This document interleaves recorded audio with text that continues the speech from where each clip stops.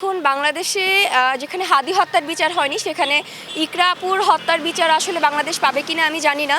আমার যতটুকু মনে হয় এই দেশের মাটিতে অনেক বড় বড় কেস আছে, অনেক বড় বড় বাজে বাজে ঘটনা আছে যেগুলোর বিচার এখন পর্যন্ত হয়নি। পিলখানা হত্যা মামলার বিচারও এখন পর্যন্ত কোনো সরকার করতে পারেনি। আমি নতুন সরকারের উপরে আশাবাদী, অবশ্যই আশাবাদী। আমি হয়তোবা তারা ভালো কিছু করবে, আমি জানি না কতটুকু কি করতে পারবে। তবে আচ্ছা আপু, এই যে তিথি বললো যে তার রিজিকে নাকি হাত দিয়েছেন বা ইকরা তার খুব ভালো ফ্রেন্ড ছিলেন, এই বিষয়ে আপনি কি বলতে চান? আচ্ছা, আমরা শুধুমাত্র একটা ছোট্ট কয়েক সেকেন্ডের একটা রেকর্ড শুনেছি যে তুমি নিচে নামো, আমি নিচে এসেছি, এটাই তো আমরা শুনেছি, তাই না? তো এই যে এইটার মাধ্যমে তো আমি আসলে বিচার করতে পারি না যে আপনি আমার বেস্ট ফ্রেন্ড। সো এটা আসলে আমার কাছে মনে হয় যে এটা টোটালি ফ্রড। আর রিজিকের কথা যদি বলতে যাই তাহলে সে তো মা হারা হয়েছে। সব থেকে যদি কারো বেশি ক্ষতি হয়ে থাকে সেটা হচ্ছে রিজিকের। আর রিজিক বাবা মা দুজনেই হারা হয়েছে। এটা পৃথিবীর একটা সন্তান যাদের বাবা মা নেই, সেই হয়তো বা বুঝতে পারবে যে বাবা মা ছাড়া বড় হয়ে ওঠাটা আসলে কতটা কঠিন।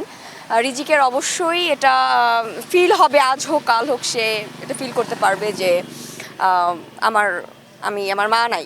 সো সে ইকরা আপু হয়তো বা এই অবস্থাতে ছিল না যে আমি আমার সন্তানের কথা চিন্তা করব, বা এটা যখন একটা মানুষ ডিপ্রেশনের লেভেলে মানে অত্যাধিক হাই লেভেলে চলে তখন তার মাথায় আসলে কোনো প্রকার কোনো কিছু কাজ করে না। এটা একটা মূল কথা। আর আমি টোটালি আলভিকে যদি আমাকে কেউ মানে রেটিং দিতে বলে আমি বলবো যে সে আসলে একটা ফ্রড। না আপু, আলভি তো সব ধরনের প্রমাণ দিয়ে দিয়েছে। সে যে ধরনের প্রমাণগুলো দিয়েছে, আমি যদি লয়ের ভাষায় বলতে যাই, একটাও যৌক্তিক না, একটাও যুক্তিগত না। তাহলে স্ক্রিনশটগুলো কি সব মিথ্যা? স্ক্রিনশটগুলো তারিখ আপনি দেখেছেন? আপনি বলতে পারবেন যে এটা কবেকার স্ক্রিনশট? আমি আপনার আইডিয়া, আপনি মারা যাওয়ার পরে আপনার ফোন আমার কাছে আছে, আমি আপনার পাসওয়ার্ড নিয়ে আমি চ্যাট করে আমি এটা স্ক্রিনশট হিসেবে দিলাম। দ্যাটস মিন এটা না যে এটা আমি আপনার সাথে চ্যাট করেছি। আচ্ছা আপু, এই যে তিথির কাছে যে স্ক্রিনশটগুলো আছে, যে সব ফ্যামিলিগত বিষয় নাকি মানে ইকরাপুর কাছে তিথি শেয়ার করতো বা তিথির বিষয়গুলো ইকরার কাছে শেয়ার করতো, এই বিষয় নিয়ে আপনি কি বলতে চান? প্রমাণ কি? এটার প্রমাণ কোনো আছে? এটা আমি তিথির কথা কেন বিশ্বাস করব? বিচার যদি আপনি করতে হয়, আইন কখনো কারো মুখের কথা বিশ্বাস করে না। আর মুখের কথায় কোনো কিছু বিশ্বাস করে কাউকে আসলে শাস্তি দেওয়াটা আমি মনে করি, বা দোষী মনে করাটা টোটালি একটা ভুল।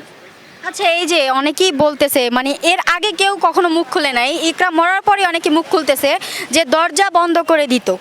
এই বিষয়টা নিয়ে মানে তিথি বলতেছে যে আগে কেন বলে নাই, এই বিষয় নিয়ে আপনি কি বলতে চান? আচ্ছা, কাউকে যদি চিট করা মানে করতে হয়, আমি যদি আপনার হাজবেন্ড যদি আপনাকে চিট করতে চাই, সে অবভিয়াসলি আপনাকে ধোকাই দিবে। ধোকা দিয়ে আপনার চোখের আড়ালেই সব কিছু করবে। এখন একটা শুটিং যেখানে আমার হাজবেন্ড অনুপস্থিত বা আপনার ওয়াইফ অনুপস্থিত, সেখানে আপনি একটা মেয়ের সাথে শুটিংয়ে গিয়ে দরজা বন্ধ করে কি করবেন কি না করবেন, এটা আসলে আমার মনে হয় যে জনগণ বুঝে। সো আমি মনে করি যে যতটুকু আসলে রটে তার কিছুটা হলেও ঘটে। এটা নিয়ে ফ্রড বা মিথ্যা এমন কোনো কিছু না। কোনটা মিথ্যা কোনটা সত্যি এটা আসলে জনগণ বুঝতে পারে। মানুষের এক্সপ্রেশন দেখলে বোঝা যায়, মানুষের কথা বলার ধরন, বা আমি যদি বলতে পারি যে যখন একটা মানুষ সত্যকে আসলে মিথ্যাকে সত্য করতে চায়, তখন সেই রকম তার মুখের এক্সপ্রেশন দেখে বোঝা যায় যে না, সে মিথ্যা কথা বলছে। আচ্ছা, অনেকেই বলতেছে যে আমি ইকরার মতো হব না, আমি হলে হব রুমিন ফারহানা, যে না ওনার মতো হবে, এই কথাটা কেন সবাই বলে? আচ্ছা, রুমিন ফারহানা হচ্ছে, আমি মনে করি যে নারীদের জন্য একটা আদর্শ। আমি তাকে পার্সোনালি পছন্দ করি।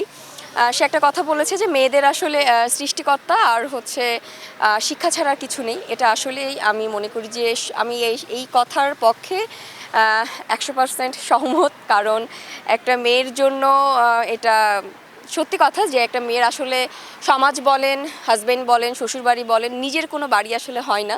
নিজের একটা শিক্ষা থাকলে, একটা আইডেন্টিটি থাকলে ওটাই তার পরিচয় হয়ে ওঠে।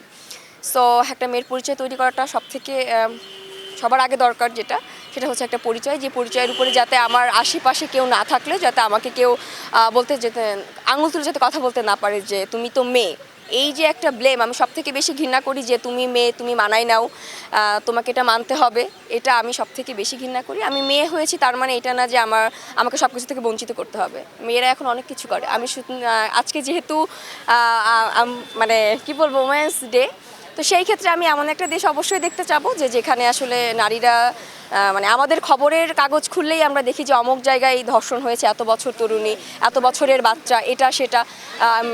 আমি আসলে এরকম দেশ দেখতে চাই না, আমি আসলে এরকম দেশ দেখতে চাই যেখানে আসলে আমি খবরের কাতা খুললেই দেখতে পারবো যে নারীরা আসলে ছেলেদের সাথে কাঁধে কাঁধ মিলিয়ে কাজ করছে, নারীরা আজকে এভারেস্ট বিজয় করছে। আমি এই টাইপের নিউজ দেখতে আসলে বেশি স্বাচ্ছন্দ্য বোধ করবো, এটাই, আর কোনো কথা নেই। যেহেতু আচ্ছা আপু, আপনার কি মনে হয় যে ইকরা হত্যার বিচার হবে?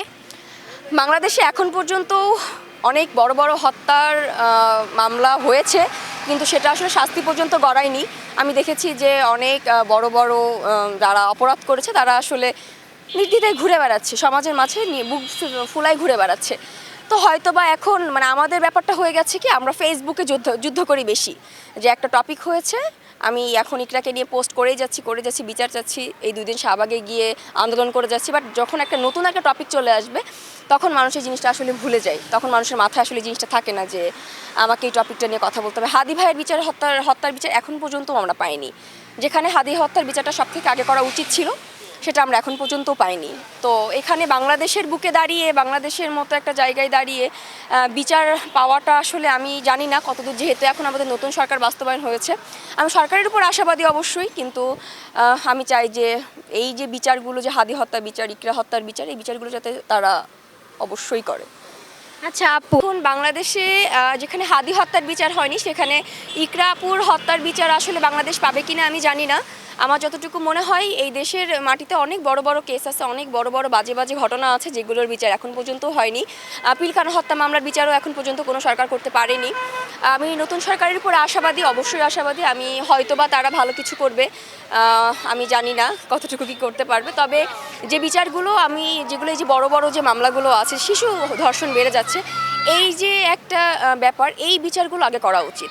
যে যখন একটা মানুষ কোনো অপরাধ করতে যাবে, তার যাতে করতে যাওয়ার আগে হলেও অন্তত 3 বার ভাবে যে আমার এই অপরাধটা করলে এই শাস্তিটা পেতে হবে, যাতে এই শাস্তির ভয়ে আর কোনো অপরাধ না করে। সো সেখানে হাদি হত্যা বিচার হোক বা ইকরা আপু হত্যা বিচার হোক, যে কোনো ধর্ষণ মামলা হোক, বিচারটা আগে নিশ্চিত করতে হবে। এই 2-3 দিন আমাদের বাংলাদেশের বিচার ব্যবস্থাটা আসলে এমন যে এখানে আইন আছে, বাট আইনের প্রয়োগটা ওইভাবে নেই। আমরা একটা ঘটনা ঘটছে, 2-3 দিন খুব ফেসবুকে লাফালাফি করছি, পোস্ট করি, ব্যাস শেষ, আমাদের কাজ শেষ, আমাদের এখানে আর কোনো কাজ থাকে না। আর একটা নতুন টপিক চলে আসে, দ্যাটস ইট, আমরা এখানে এটা ভুলে যাই, আমাদের নতুন আর একটা টপিক নিয়ে আমরা সমালোচনার মধ্যে থাকি।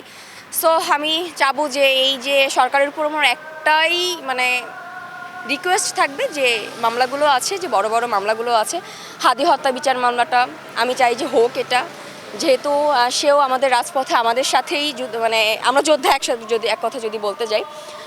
সো আমার মনে হয় তার বিচারটা করা উচিত, ইকরা আপুর বিচারটা করা উচিত। লাস্টবার বান্না ভাইয়ের শোতে গেছিলাম, কি যে ডিফিকাল্ট কোশ্চেন করছে জিটিভিতে, বান্না ভাইয়েরটা। এটা তুমি কে আমি কে একটা করলো না, পর্ব করলো তো ওরা 5টা।